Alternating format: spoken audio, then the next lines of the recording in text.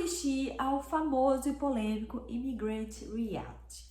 E, gente, eu posso falar uma coisa pra vocês, né? Vocês sabem que eu sou psicóloga intercultural e vendo o reality e tendo contato, né, com tantos imigrantes, eu posso afirmar pra vocês que nem sempre a dor da imigração, a dificuldade, né, da imigração vai estar na documentação e na conta bancária. Muitas vezes está na autoestima, na ansiedade e na sensação de não ser mais quem você era. E por isso eu trouxe esse reality pra gente fazer um react, porque eu quero mostrar o que você passa, sabe? Falar sobre o que ninguém fala. A dor real do imigrante, a vida real, gente. Aqui a gente vai falar sobre a vida real, a verdadeira dor do imigrante, o lado emocional que ninguém conta, tá? Então por isso eu separei algumas falas e algumas histórias pra gente mostrar a vida real do imigrante. Chegar nos Estados Unidos não é uma tarefa fácil, né? Quem chegou aqui passando dificuldade no começo? Muita dificuldade? Passa até hoje, né? Deixa eu fazer uma pergunta pra vocês. Quem de vocês chegaram aqui nos Estados Unidos com menos de $1.000?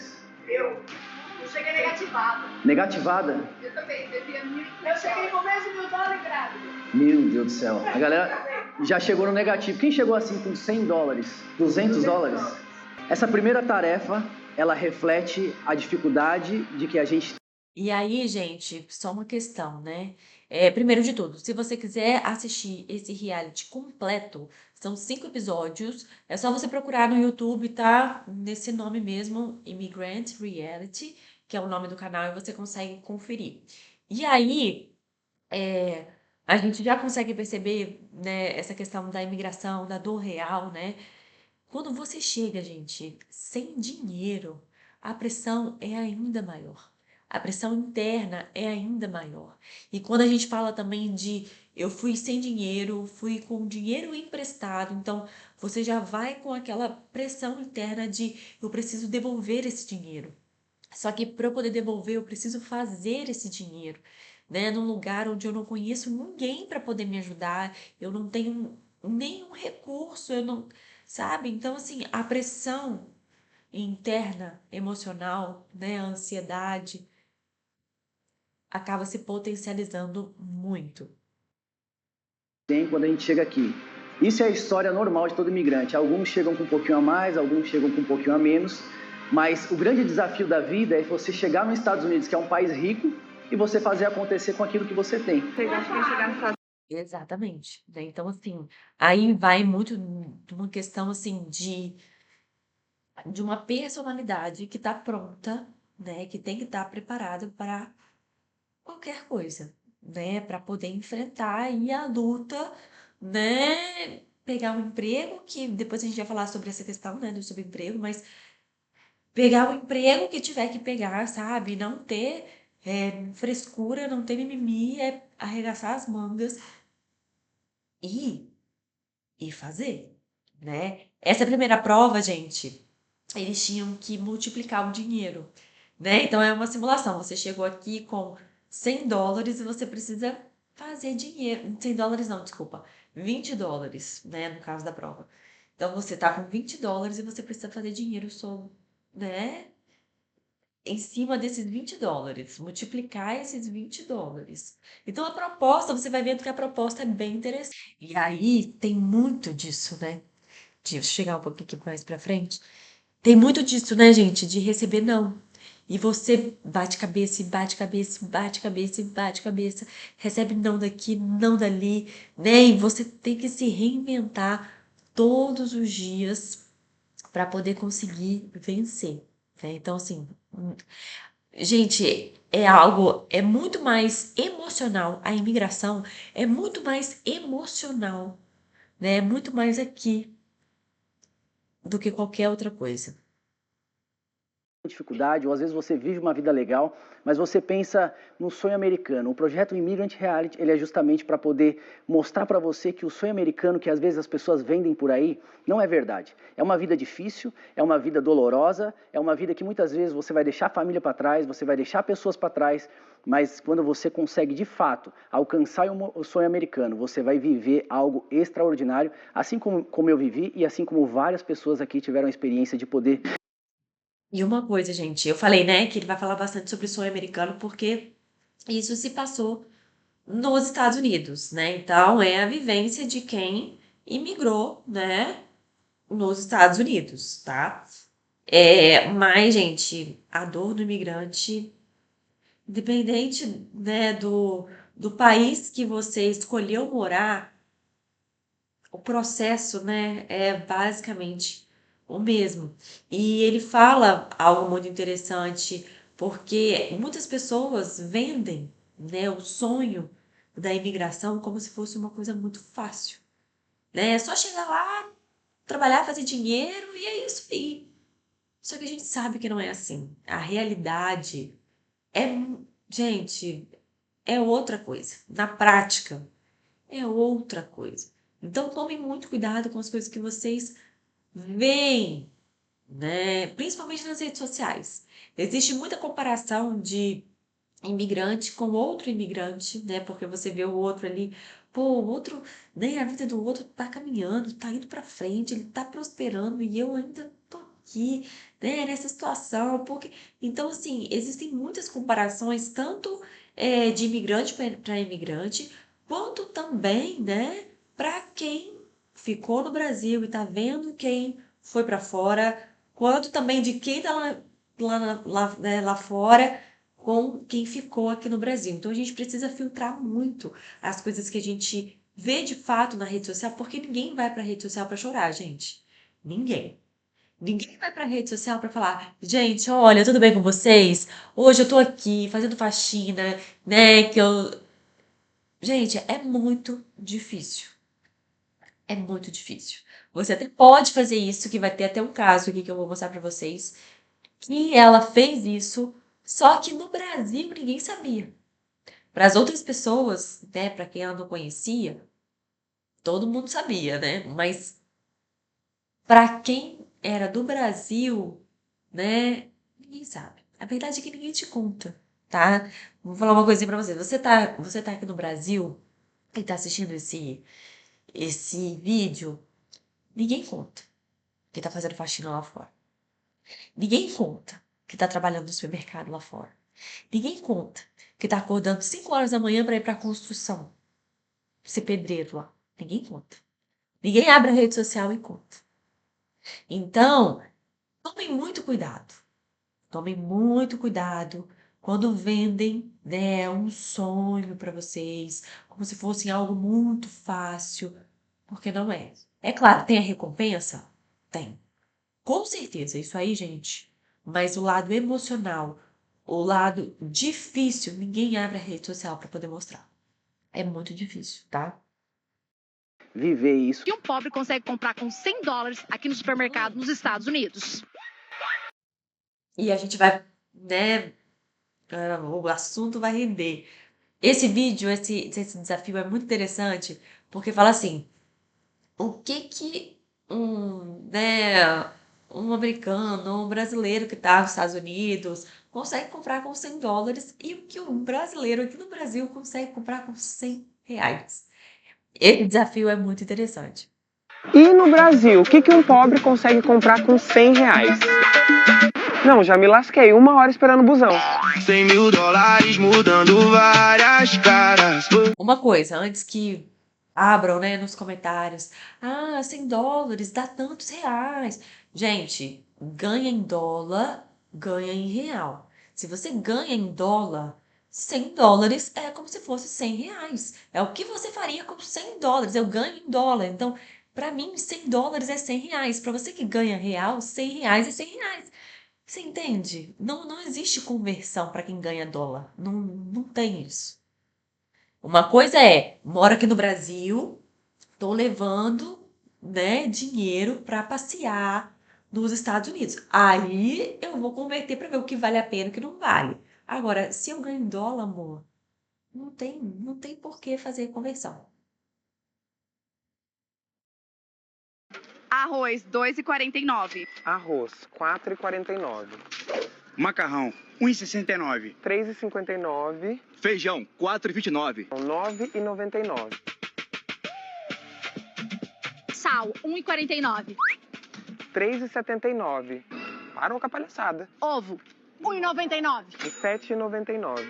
Coca-Cola, 3,59. 11,29. Eu vou estar querendo morar nos Estados Unidos. No café eu me ferrei, né? Café, 12,88. 25,99 na promoção. Pro nosso patrocinador, o Rocas. E assim, tem uma pitada de humor, mas é algo bem sério, né? Porque você vê um comparativo de que você que está no Brasil, às vezes você vai fazer um churrasco, você vai fazer um supermercado, e realmente quem está nos Estados Unidos consegue ter acesso muito mais fácil. Aqui a gente trabalha, aqui o nosso dinheiro é valorizado, aqui você consegue pagar um imposto que muitas vezes é reduzido em cima de produtos, ou seja, você não precisa ser um grande milionário para você ter qualidade de vida nos Estados Unidos. Você não precisa ganhar muito dinheiro para você poder viver dignamente. Então a mensagem que a gente quer entregar para você é que de repente você que está no Brasil, passando complicada, vendo essa desigualdade. Muitas pessoas têm até a oportunidade de vir para os Estados Unidos, conhecem o outro lado da moeda, mas muitas pessoas não têm oportunidade de sair do país. E o que a gente quer transmitir para você que está assistindo com a gente aqui lá do Brasil, é você entender que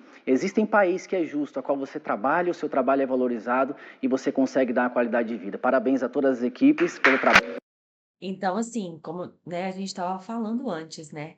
Se trabalha muito, você trabalha, mas existe uma recompensa, né? Você tá em um local que o seu dinheiro é valorizado, né? Você de fato tem, né, dignidade, você realmente tem qualidade de vida, você realmente pode, né, ter oportunidades, pode ter uma condição financeira, né, muito melhor.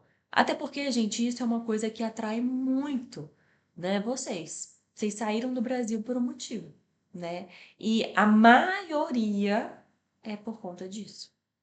Exatamente por conta disso. Porque você está em outro país que você tem uma condição financeira melhor, você trabalha, né? Trabalha muito, mas aqui no Brasil, muitas vezes, você também trabalha demais, né? E você não consegue ter nem um terço, né, do que você tem fora do Brasil. Então, assim, a recompensa tem, o propósito, né, por você ter feito essa mudança tem, e é algo que vale sempre, gente, vocês terem em mente, sabe? Sempre que a dificuldade falar mais alto, né, sempre que vocês se sentirem para baixo, né, sempre pensar nisso. Por que que eu decidi mudar? Sabe? Então, assim, não é algo fácil, né? Como a gente estava conversando, é preciso abdicar de muitas coisas, né? É aquilo que eu sempre falo com vocês. Vocês passam por um luto migratório, que ninguém conta, mas vocês passam por um luto, porque não é um processo fácil. É um processo de muitas, muitas, muitas rupturas que acontecem ao mesmo tempo. É ruptura da língua, é ruptura de tudo que você tinha de segurança, é a ruptura da rotina, é a ruptura, gente, de cheiro, de gosto, de tudo que era familiar. Tudo isso se perde. Você tem que começar do zero, num lugar novo, estranho, sem, sem conhecimento de nada, de ninguém, não se sentindo pertencente a esse lugar, com um idioma totalmente diferente. Então, você vivencia um luto, você abdica de muitas coisas para estar ali. Então, sempre que isso, desse lado, falar mais alto, sempre parar e pensar, mas por que que eu decidi, né, largar tudo no Brasil e estar aqui aonde eu estou hoje? E realmente, as pessoas passam muita dificuldade nesse país. Eu tenho 10 anos aqui nos Estados Unidos e eu comecei de muito baixo. E às vezes pela falta de planejamento. Sabe por quê? Porque quando eu vim para cá, eu tinha um plano de fazer algo que deu errado. E de repente, quando as coisas dão errado na tua vida, você começa a se deparar com rotas a qual você precisa se reinventar. E quando você precisa se reinventar num país a qual você não fala o idioma, num país a qual você não conhece ninguém, e você tem que iniciar de baixo, do zero, é muito difícil. Porque você passa dificuldade no seu corpo, porque eu fui parar na construção.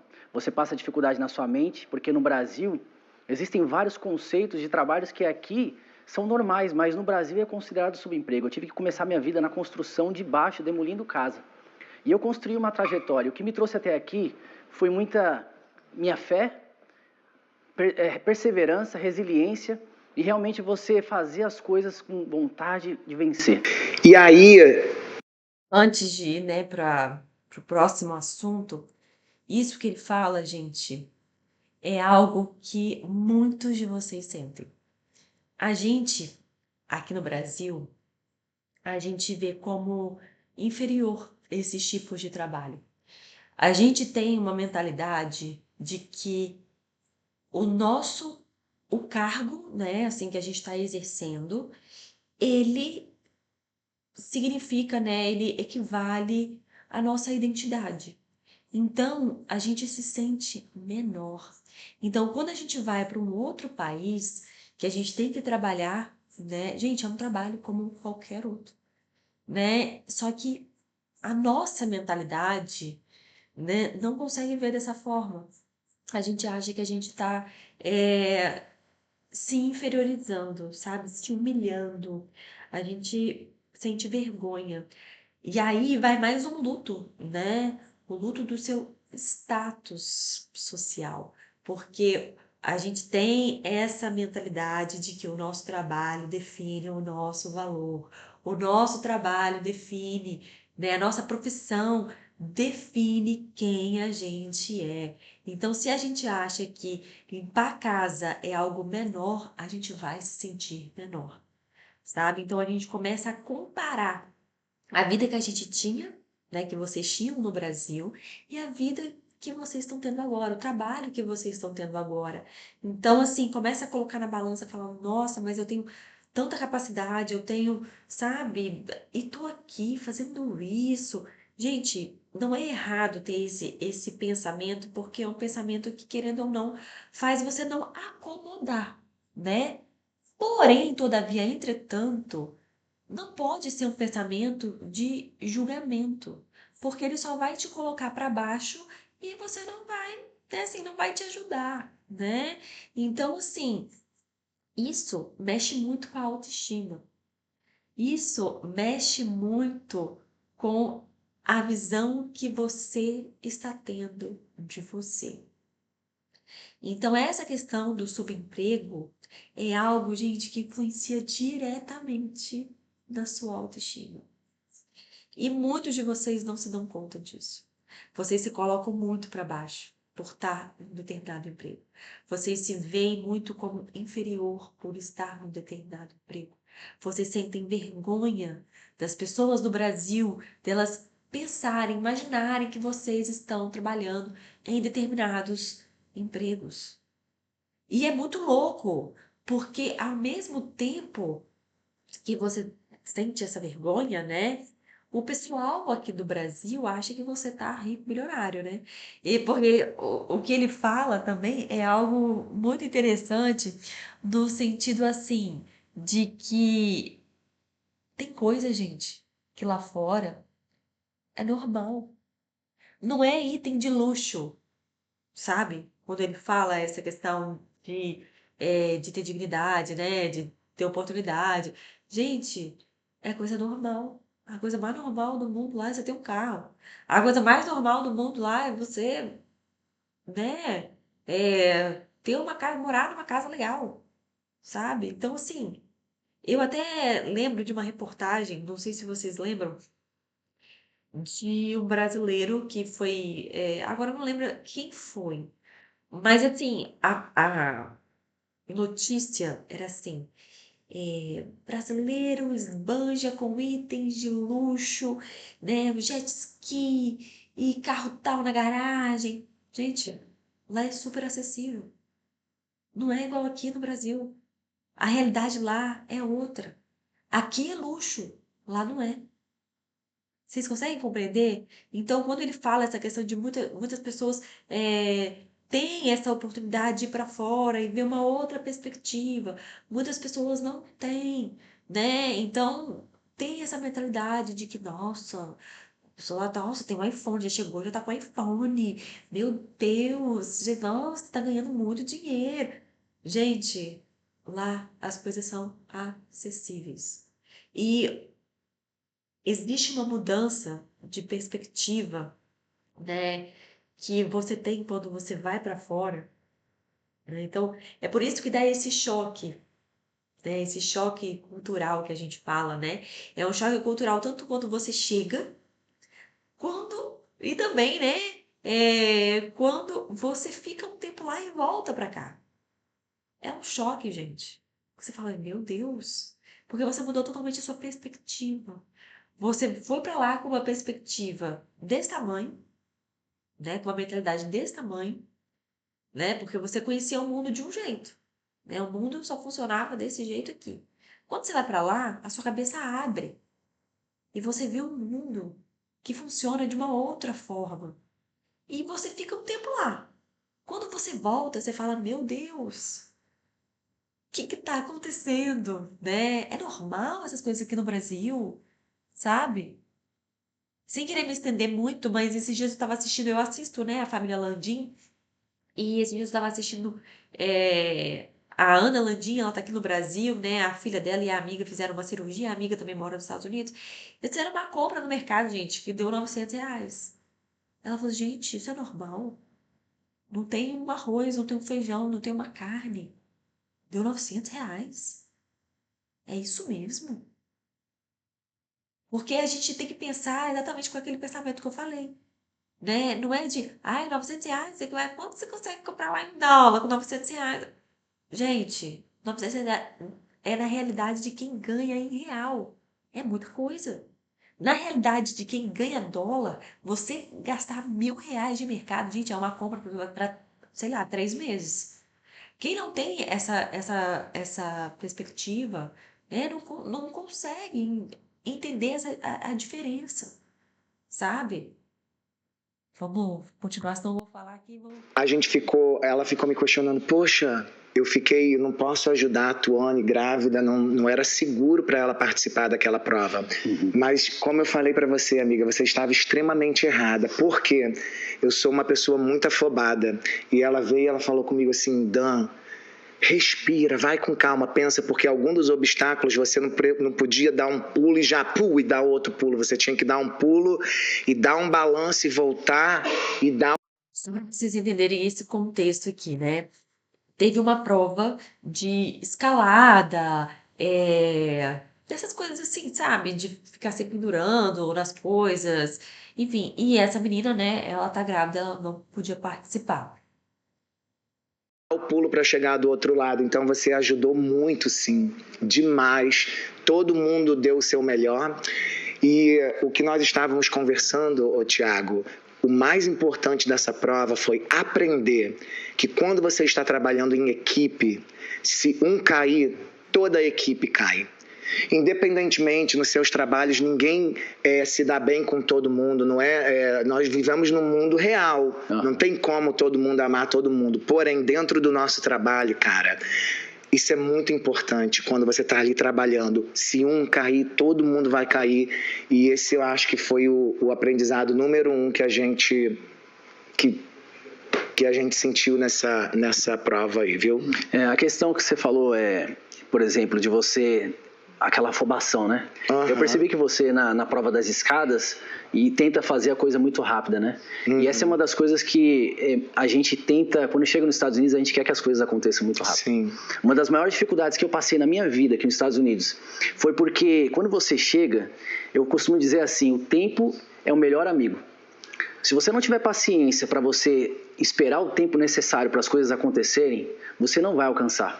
Porque a gente chega com uma ânsia de fazer a coisa acontecer muito rápido. Uhum. Então você quer ganhar dinheiro muito rápido, você quer fazer conexões muito rápido. Ninguém quer passar pelo processo.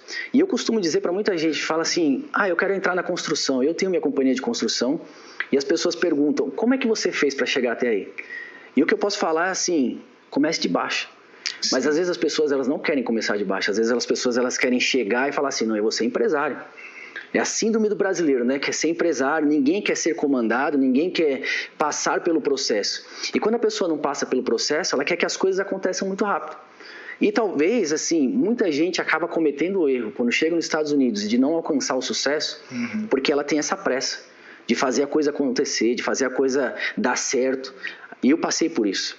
E realmente eu fui aprendendo da pior maneira possível, de que não é o caminho certo, que você precisa dar um passo para trás, que você precisa parar, respirar, a coisa está querendo fugir do controle, você está querendo que aconteça, mas não, você tem que parar, colocar o caminho certo na mão de Deus, conectar com as pessoas certas, e aí o processo ele vai acontecendo, é cada step, cada degrau, e as coisas vão acontecendo de forma calma. Então, um recado que eu tenho para você: às vezes você tem um sonho de viver, às vezes você tem a vontade de viver o sonho americano, né? Vontade de vir para os Estados Unidos e acha que aqui é mil maravilhas. Muitas pessoas estão te vendendo o sonho americano com facilidades e não é assim. Existe um processo, existe um tempo, existe um caminho. Então, quando você chega nos Estados Unidos, você precisa aprender essa etapa, precisa aprender a dar tempo ao tempo para você poder alcançar o sucesso. É isso aí. Obrigado. Muito obrigado. Eu moro em... Antes da gente entrar na história de vida, né, da Eliane, agora eu não lembro. Mas, assim, isso que ele traz, gente, é porque vocês, né, largaram tudo. Então, assim, eu preciso fazer valer a pena. Existe uma, né, assim, uma ansiedade inata, né, de querer fazer acontecer, porque se eu larguei tudo, se eu deixei minha família para trás, se eu larguei tudo que era cômodo para mim, tudo que era seguro, tudo que era familiar, eu preciso fazer acontecer, sabe? Então, assim, já existe essa pressão interna muito forte devido a isso, sabe? Então você fica querendo um resultado rápido, porque, pô, eu larguei tudo, então tem que valer a pena, né? Essa minha escolha tem que valer a pena, até mesmo para como se fosse uma certa aprovação, sabe? Para eu ter tanto a aprovação minha quanto também das outras pessoas, sabe? De quem ficou, de quem não acreditou, de quem não me deu apoio, sabe? Então, assim, eu preciso mostrar para mim mesma que eu né, fiz a escolha certa. Eu preciso mostrar para as pessoas que ficaram no Brasil que eu fiz a escolha certa. Então, são muitas camadas quando a gente fala sobre essa questão de querer rápido, resultado rápido, de querer que aconteça rápido. Existem muitas camadas acima disso, né? Existe a questão do subemprego, né? Eu tenho que começar de baixo, então tem aquela sensação de eu tô me humilhando nesse emprego, né? Então é vergonhoso para mim, tá mexendo com a minha autoestima, né? Eu tô me vendo de uma forma inferior por estar trabalhando, né? Aonde eu tô trabalhando, porque a gente tem aquela mentalidade de que o meu trabalho, a minha profissão, o meu cargo define o meu valor, define quem eu sou. Então, assim, existem muitas camadas em torno disso. Então, é por isso que eu falo, gente, a imigração, ela é muito dolorosa, né? Ela é muito mais emocional, ela é muito mais aqui do que qualquer outra coisa, gente. Agora a gente vai... Oi! Fiz! Aí agora a gente vai para a história, né? De algumas pessoas, eu separei a história de 3, 4 pessoas para a gente poder falar sobre, né? Para vocês verem que Aprender essa etapa, precisa aprender a dar tempo ao tempo para você poder alcançar o sucesso. É isso aí. Obrigado. Muito obrigado. Eu moro em South Carolina, estou nos Estados Unidos há 25 anos, sou casada, tenho 3 filhas e 3 cachorros. Eu gostaria de falar um pouquinho sobre o amor de Deus na minha vida. Sou paranaense, me mudei para Rondônia ainda uma criança. Eu falo assim para vocês que de 7 até os 9 anos foi quando eu começo uma luta, onde a pessoa que deveria me proteger era a pessoa que me abusava dentro de casa. E logo em seguida, o meu protetor, que era suposto ser meu protetor, ele é pego fazendo algo errado e pega 15 anos de prisão. Então ali eu perco uma das pessoas que era suposto cuidar de mim. E aos 11 anos, minha mãe sofre um acidente gravíssimo e ali eu torno mãe da minha mãe e mãe da minha irmã aos 11 anos de idade. Ou seja, com 11 anos eu tive que aprender a ser dona de casa e ser mãe de mais 2 pessoas. tive um casamento, logo em seguida, aos 19 anos, me caso, um casamento extremamente mal sucedido. Me separo, depois com 2 filhas, sem a ajuda dos pais das minhas filhas. Chega o momento mais decisivo da minha vida, de virar uma chave, que foi quando eu não tinha o que colocar no prato das minhas filhas. O dia que eu tive que... Presta um pouquinho. O dia que eu tive que escolher quem comia dentro da minha casa foi a chave para virar tudo. E eu tinha 2 opções ali. Uma foi tirar minha vida, que eu pensei muito, e uma foi correr atrás do prejuízo. E ali eu tomei uma decisão, que eu iria buscar o famoso sonho americano, mas eu tinha que deixar para trás minhas filhas. E assim eu fiz. Eu deixei minhas filhas para trás por 3 anos e 7 meses. Eu perdi as primeiras palavrinhas da minha filha mais nova, ela tinha 10 meses quando eu deixei ela. E a minha filha mais velha tinha 9 anos. Então eu perdi os primeiros passos, eu perdi as primeiras palavrinhas. Sem contar que, como o meu visto foi negado, eu tive que vir pelo México. A minha primeira vez que eu vim foi muito difícil. Eu fui presa 2 vezes no México. Passei por muita dificuldade e onde entra Deus de novo na minha vida. Eu andei 64 horas no deserto com 10 homens, sozinha. Nesse deserto eu menstruei, nesse deserto eu me desidratei, nesse deserto eu passei muita dificuldade, mas eu fui salva pelos homens que eu achei que pudesse fazer algum mal para mim. Foram eles que terminaram a minha jornada me carregando por 6 horas.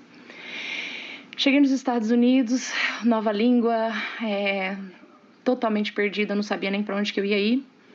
E fiquei aqui 3 anos e 7 meses, não aguentei mais de saudade, voltei para o Brasil, cheguei no Brasil, me deparo com a realidade.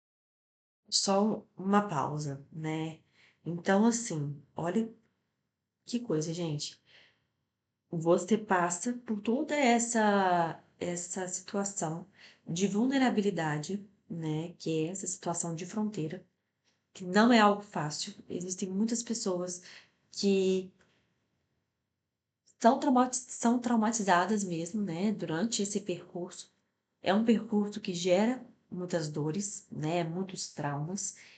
E você já vem com essa bagagem para esse novo lugar, para você ter que recomeçar do zero, né?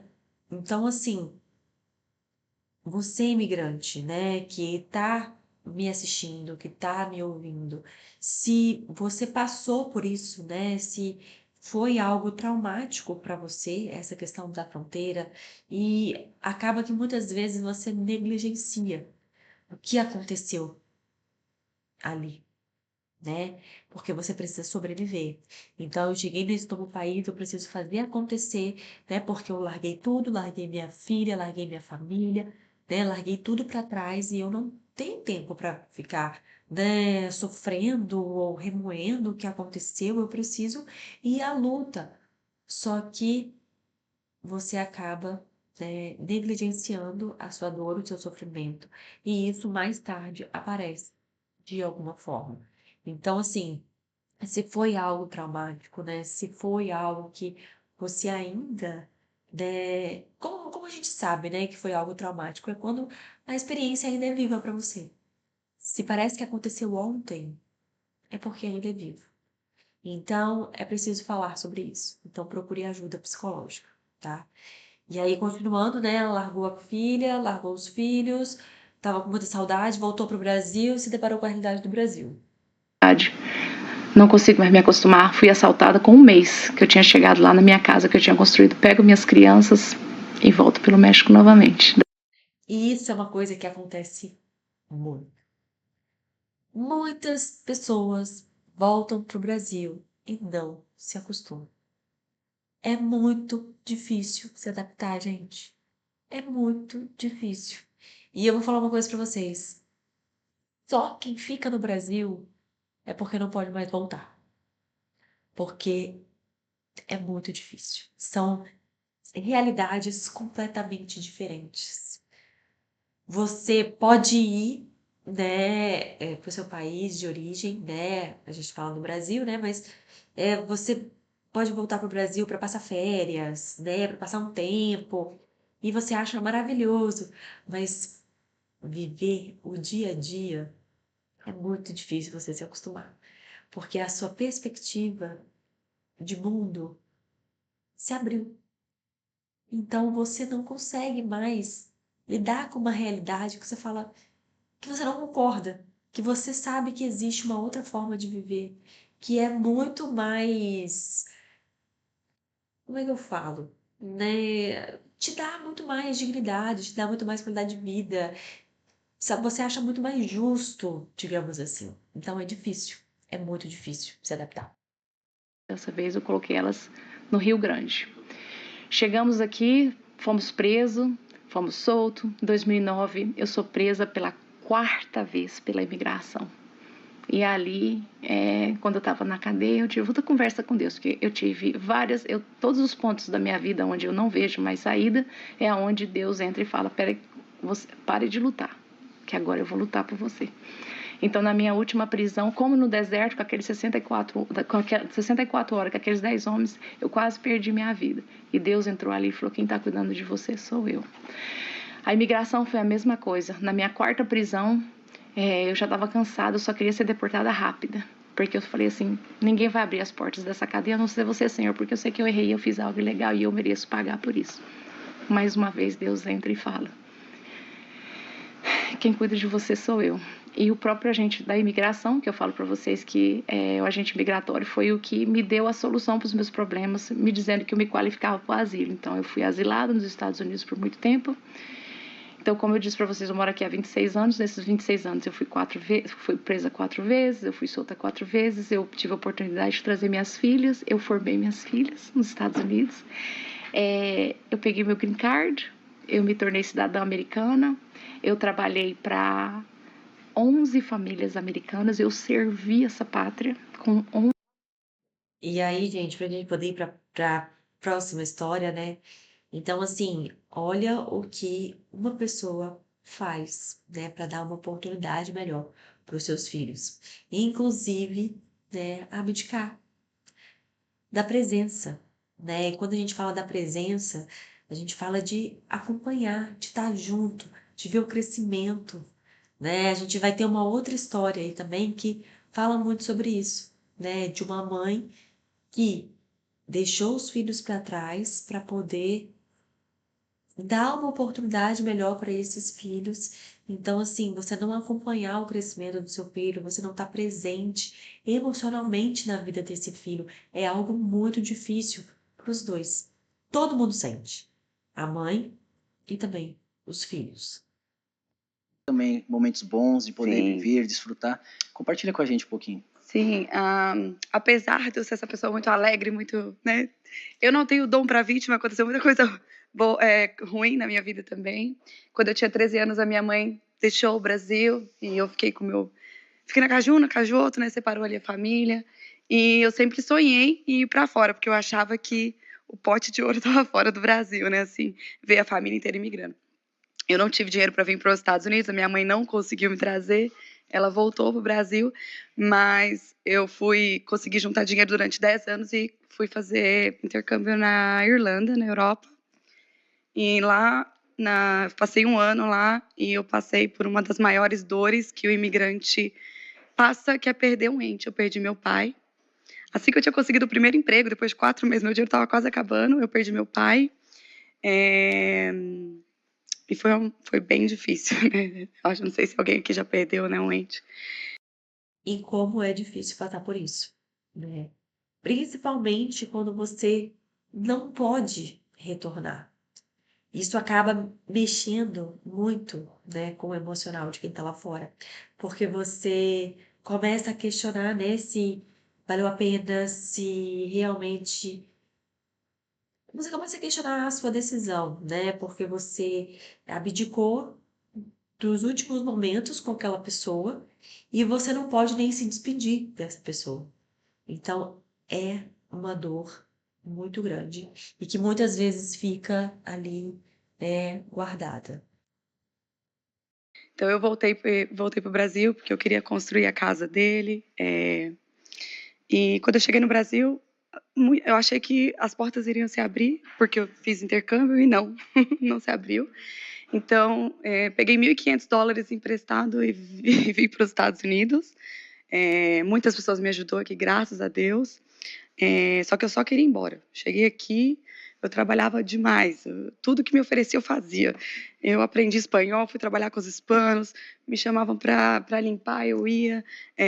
Fui trabalhar numa padaria onde o dono era americano, a mulher dele era hispana, e eu tinha que traduzir o que os dois estavam falando, e eu nem falava direito as duas línguas, né? Eu só queria ir embora. Eu fui trocar de remédio e engravidei. Não planejei. E aí eu olhei pro meu marido e falei assim, agora a gente volta para onde? Eu tô grávida, sem dinheiro. Nem paguei ainda os meus $1.500. Esperei minha filha nascer, ela nasceu, eu mudei de cidade, porque onde eu estava não estava me adaptando, fui para Filadélfia. E ali na Filadélfia eu tive um desafio assim muito grande, com a faxina pesada, bruta mesmo, sabe? E eu tentava sempre estar animada. Falei assim, isso aqui, essa faxina não vai me bater. Eu chegava em casa 9 horas arregaçada. E fui mandada embora na pandemia, na semana de pagar o aluguel, minha filha já tinha nascido e tal. E eu lembro que essa parte da minha vida foi bem decisiva para mim ficar nos Estados Unidos, porque eu estava juntando dinheiro para mim ir embora. E na pandemia eu fui mandada embora. Eu segurava o laudo do autismo da minha filha e eu perdi a mãe de criação que eu tive, que era a minha sogra. Eu casei muito cedo, desculpa, gente, minha história, várias camadas. Casei com 18 anos e a minha sogra me acolheu, tá? Porque minha mãe sempre morou fora. Eu não tive a minha mãe, tá? E foi tudo assim, junto. E aí eu coloquei um sorriso na cara e abri o celular. Tava todo mundo gravando, TikTok, né, Reels, esse negócio. Falei assim, eu acho que eu vou procurar umas casas de limpeza aqui, e eu tô sozinha, eu vou levar essa galera para limpar umas casas comigo, né? E eu montei no meu TikTok, no começo eu montava um schedule de casa junto com as pessoas. Então eu ia para a rua, procurava pessoas para eu limpar a casa, ensinava as pessoas a usar os produtos. Assim, gente, quando vocês chegar aqui, vocês vão usar o Clorox, vocês vão usar o Easy Off, vocês vão limpar assim, né, para vocês terem agilidade, a gente tem que limpar às vezes 15 banheiros em um dia, né? Então, agilidade. E ensinava a dobrar a toalha, enfim. E aquilo tomou uma proporção tão grande que eu falei assim, nossa, quase 2 milhões de pessoas me seguindo no TikTok, fazendo faxina.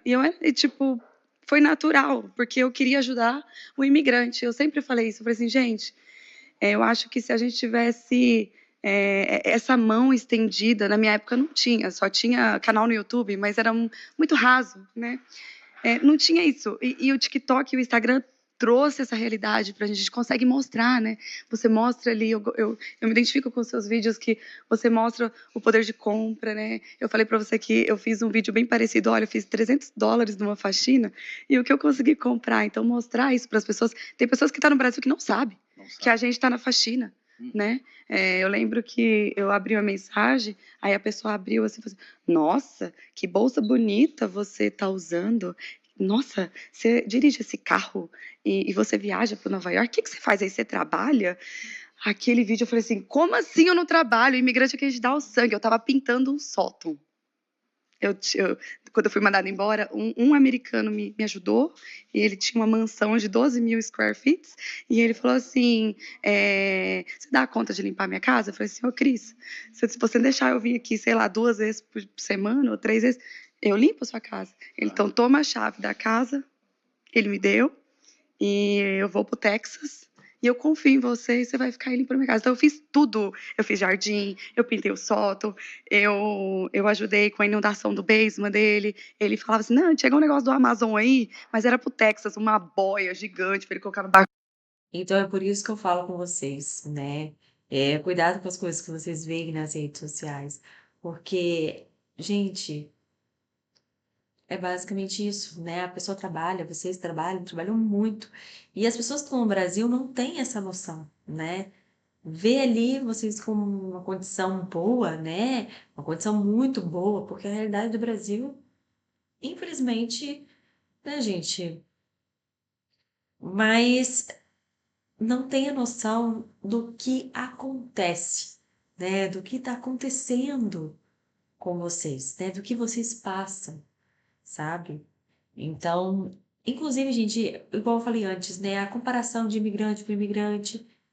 Então, assim, filtrem, filtrem e filtrem, tá? O que vocês veem na internet.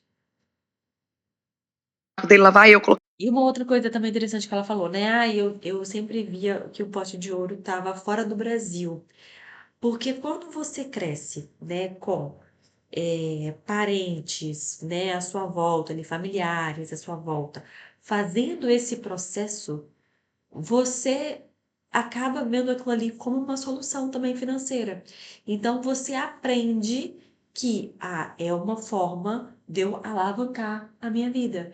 Porque fulano foi, alavancou. Minha mãe foi, né, e está construindo a vida lá. Então, assim, a sua mente também abre para essa, esse recurso, digamos assim, né?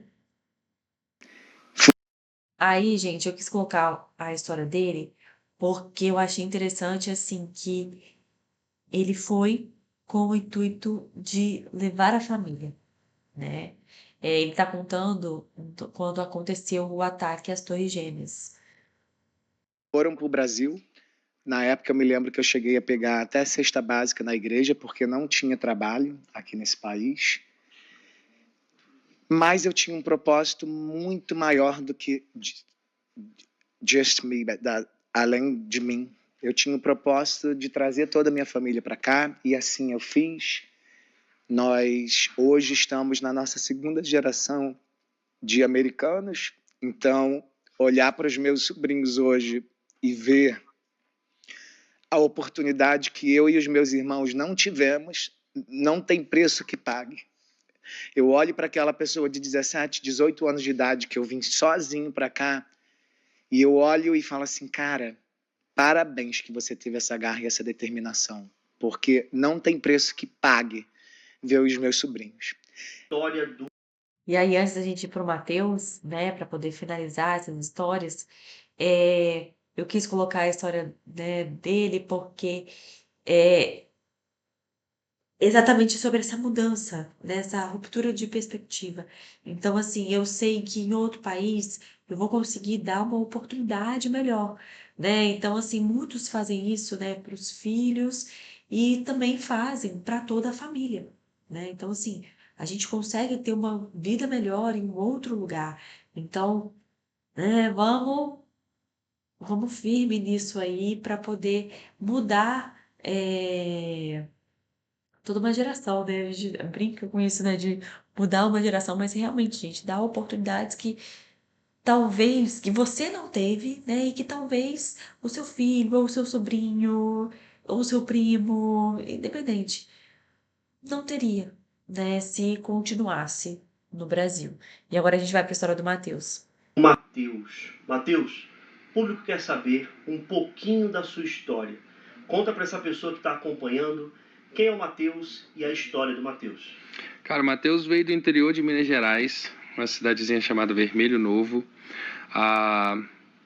Fui criado ali por um certo tempo e vim para os Estados Unidos com 18 anos. Foi onde toda a minha história na América começou.